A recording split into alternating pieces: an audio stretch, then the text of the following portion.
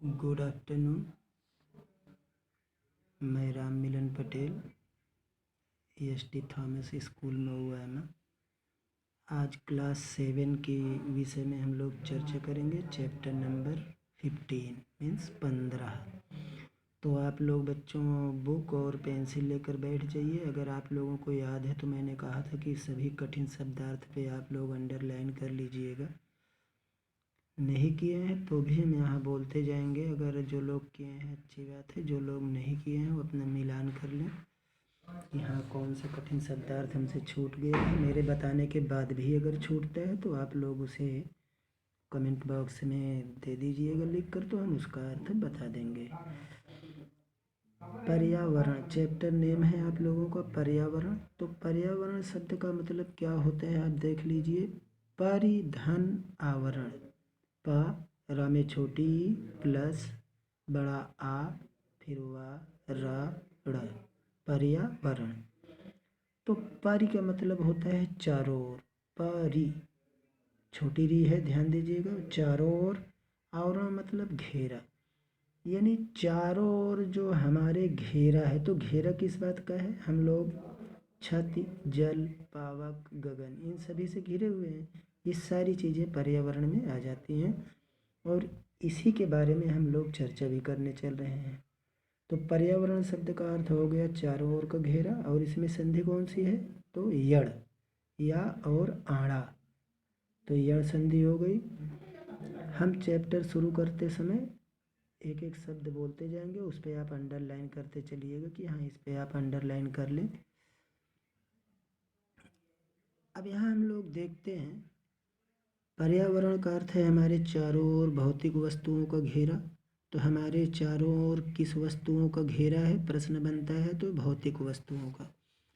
पर्यावरण में कई वस्तुएं आ जाती हैं हमारे चारों ओर। वायु का घेरा, भूमि, पानी, पेड़ पौधे, सूर्य। तो ये 5 वर्ड आप अंडरलाइन कर लीजिएगा। भूमि, पानी, ठीक इसके ऊपर है वस्तुएं, फिर पेड़, सूर्य। इन सभी का भी आपको अर्थ बताएंगे। ताप माने गर्मी होता है। पर्यावरण का सीधा संबंध हमारे स्वास्थ्य से है। आपने देखा होगा कि बड़े बड़े नगरों में प्रातः काल के समय, यहाँ ध्यान दीजिएगा सेंटेंस में अगर आप देख रहे हैं ये लिखा है प्रातः काल के बाद के समय, तो ये के समय रहना ही नहीं चाहिए, क्योंकि प्रातः काल का मतलब ही होता है प्रातः के समय। तो अधिकत्व दोष एक होता है कि इसमें स्ट्रेस शब्द लग गया है, जुड़ गया है। तो प्रातः काल के समय बहुत से लोग बाग बगीचों में, प्रातः काल में अंडरलाइन कर लीजिएगा, और बाग में भी भ्रमण करते हैं तो भ्रमण में भी अंडरलाइन कर लीजिएगा। अब इसके बाद है, जानते हो क्यों पार्क या बाग बगीचों की वायु शुद्ध होती है? वायु और शुद्ध में भी अंडरलाइन। अच्छे स्वास्थ्य के लिए वायु का शुद्ध होना नितांत आवश्यक है। नितांत और आवश्यक, अंडरलाइन। वायु में कई प्रकार की गैसें मिली रहती हैं जिनमें नाइट्रोजन और ऑक्सीजन की मात्रा सर्वाधिक होती है, तो यहाँ सर्वाधिक अंडरलाइन।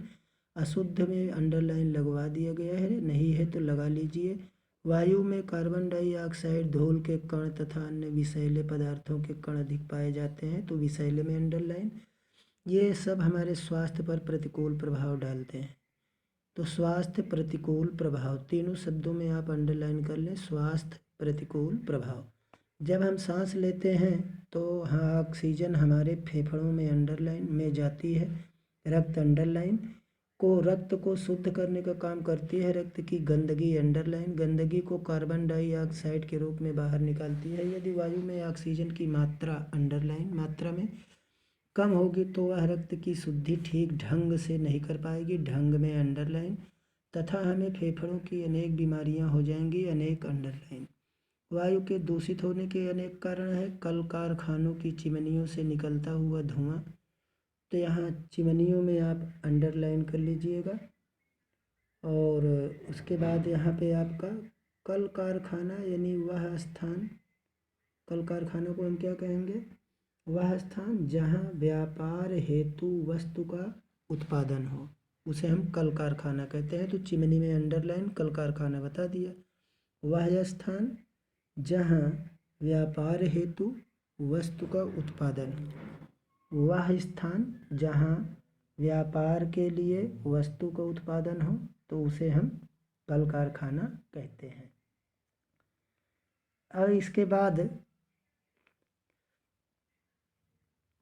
तो चिमनियों से निकलता हुआ धुआं, सड़कों पर चलने वाले वाहनों में अंडरलाइन, से निकलता हुआ धुआं में अंडरलाइन, तथा गंदगी के कारण उनसे निकलने वाले विषैले तत्व में अंडरलाइन, तत्व में से भी वायु प्रदूषित हो जाती है। नगरों में जहाँ अनेक औद्योगिक केंद्र होते हैं तथा सड़कों पर अनेक वाहन चलते हैं, वहाँ की वायु बहुत प्रदूषित होती है। इस वायु में सांस लेने पर दमा, तपेदिक, कैंसर, श्वास, ये सभी बीमारियों का नाम है। संबंधी अनेक रोग उत्पन्न होते हैं। पेड़ पौधे वायु को शुद्ध करने में महत्वपूर्ण कार्य करते हैं। पेड़ पौधे कार्बन डाइऑक्साइड को ग्रहण करके ऑक्सीजन प्रदान कर मानव पर बहुत उपकार करते हैं। उपकार में अंडरलाइन, महत्वपूर्ण अंडरलाइन, ग्रहण में भी अंडरलाइन। पीपल, नीम के वृक्ष तथा तुलसी का पौधा वायु को शुद्ध करने में बहुत सहायक है। तो हमें पीपल, नीम का वृक्ष और तुलसी का पौधा हमें अपने घर में, आंगन में लगाना चाहिए। अन्य पेड़ पौधे केवल दिन में ही वायु को शुद्ध करने का। तो यहाँ पेज नंबर था 87। तो यहाँ तक हम लोग अर्थ देख लेते हैं। आप लोग अब अर्थ देख लीजिए और लिख लीजिए। पर्यावरण का मतलब हमने बता दिया कि पर्यावरण का मतलब हो गया, यहाँ मैंने बुक में अंडरलाइन लिखा है, अगर आप देख सकते हैं तो यहाँ इसको देख लीजिएगा कि किस पे अंडरलाइन करना है। और इसके बाद हम अर्थ बताने चल रहे हैं। जो भी आपका छूट रहा है इस पे अंडरलाइन आप देख कर सकते हैं ये स्क्रीन पे। अब इसके बाद हमें अर्थ बताने चल रहे हैं, यहाँ से आप देख लीजिए। पर्यावरण शब्द का अर्थ हमने आपको बता दिया कि चारों ओर का घेरा। और इसके बाद है पहला शब्द आपका वस्तु। तो द्रव्य, पदार्थ, चीज, घटक, ये शब्दार्थ हो गया या पर्यायवाची हम कह सकते हैं वस्तुएं का। फिर भूमि, भूमि का अर्थ क्या होता है? तो भूमि का पर्यायवाची भूमि, धरा, वसुधा, भू, धरा, वसुधा। पानी, जल, वारि, अम्बु। तो हमने आपको बताया था कि जल शब्द है, तो यहाँ जल में ज जोड़ दीजिए, कमल हो जाएगा। चलिए इसकी चर्चा हम लास्ट में कर लेते हैं। पेड़, पेड़ का पर्यायवाची हो जाएगा वृक्ष, गाछ, पादप, द्रुम, तरु। सूर्य, रवि, दिनकर, भास्कर, अर्क। अगर आपको केवल शब्दार्थ की ज़रूरत है तो लास्ट में हमने शब्दार्थ का लिख कर फोटो इसमें है, अभी हम दिखा देंगे स्क्रीन पे। सूर्य, रवि, दिनकर, भास्कर, अर्क। प्रातः काल हमने आपको बताया था, प्रातः काल का मतलब सुबह या भोर। ये एक संस्कृत शब्द है। प्रातः काल कैसा शब्द है? संस्कृत। बाग, बाग का मतलब उद्यान या वाटिका, उद्यान या वाटिका। तो वायु का मतलब वायु का पवन, वात, हवा, पवन, वात, हवा। अब इसके बाद है आपका फिर शुद्ध। तो शुद्ध का मतलब साफ, अच्छा, पवित्र। और फिर इसके बाद है नितांत। नितांत माने बिल्कुल, आवश्यक माने जरूरी, सर्वाधिक, सबसे अधिक। और फिर इसके बाद विषैला। तो विषैला माने जहरीला। इसके पहले अशुद्ध है, तो अशुद्ध का मतलब अपवित्र या जो शुद्ध ना हो वो अशुद्ध हो गया। फिर इसके बाद है आपका स्वास्थ्य। तो स्वास्थ्य का हम किसे कहेंगे? निरोग।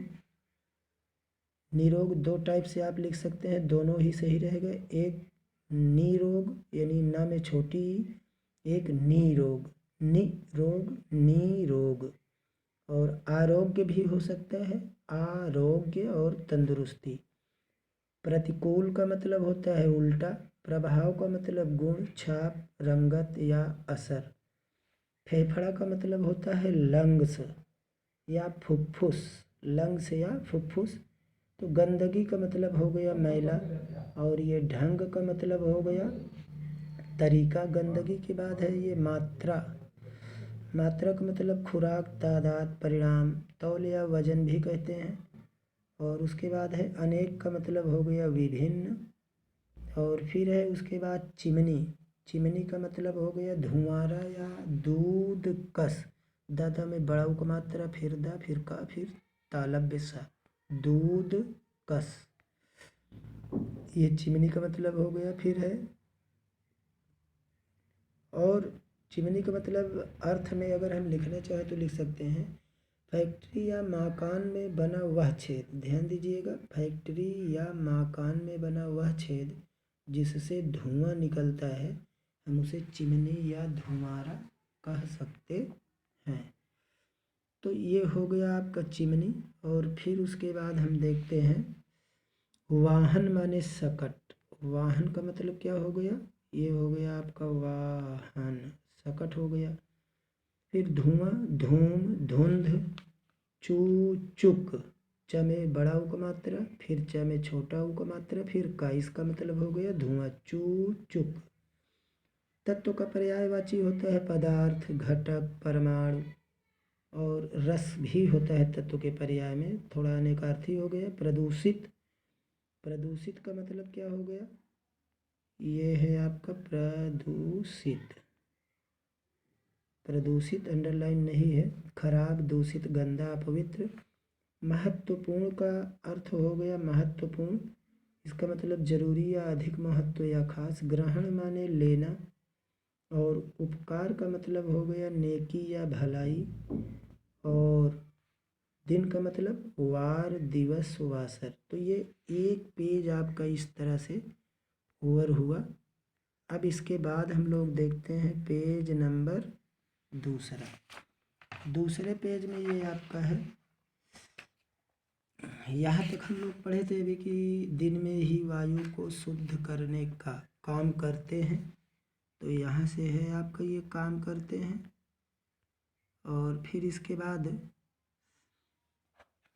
परंतु पीपल का वृक्ष तो रात्रि में भी कार्बन डाइऑक्साइड को ग्रहण करके हमें शुद्ध वायु प्रदान करता है। तो ये कार्बन रात्रि में अंडरलाइन और प्रदान में भी अंडरलाइन। वायु प्रदूषण के साथ साथ जल प्रदूषण की समस्या का भी अत्यंत गंभीर है। तो साथ साथ में आप अंडरलाइन कर लीजिएगा। और जल ही जीवन है, जल में अंडरलाइन। जिस प्रकार वायु के बिना हमारा जीवन संभव नहीं है, उसी प्रकार जल के अभाव में भी जीवन की कल्पना नहीं की जा सकती। जीवन की कल्पना नहीं की जा सकती। भोजन के उपयोगी तत्व जल में, कल्पना में अंडरलाइन, अभाव अंडरलाइन, जीवन अंडरलाइन। तत्व जल में घुलकर ही हमारे शरीर का पोषण करते हैं, पोषण में भी आप अंडरलाइन कर लीजिएगा। यहाँ से भी आप देख सकते हैं, इसमें हमने अंडरलाइन लगाया है।